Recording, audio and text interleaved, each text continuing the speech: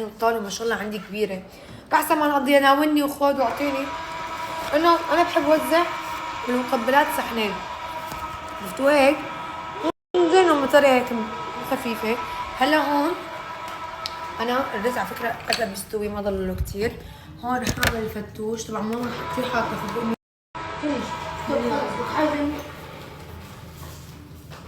ثانك يو سو.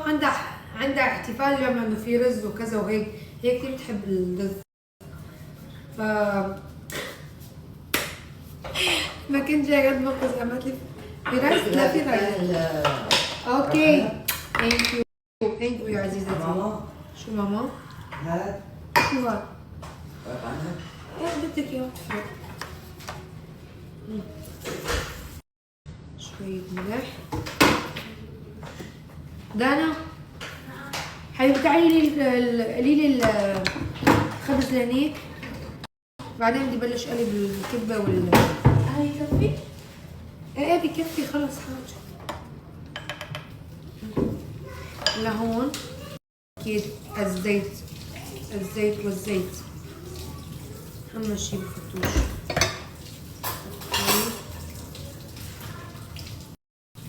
نقبلهم.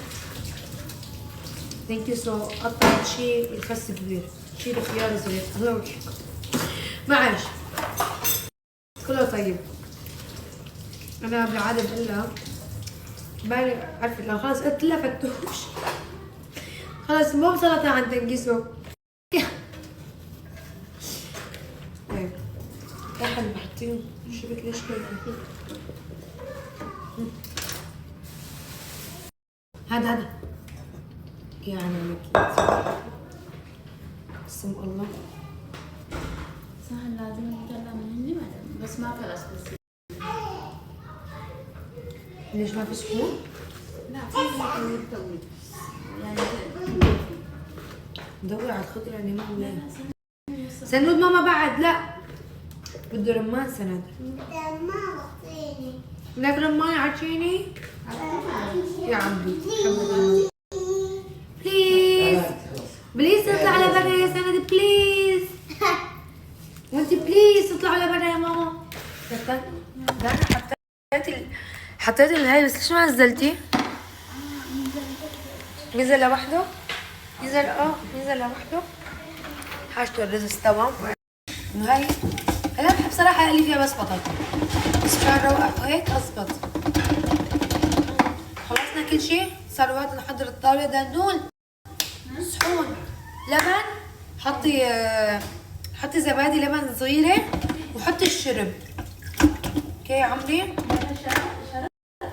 يعني هذا اللي جابه بابا اليوم الازرق. هيك قلينا الخبزات. شو؟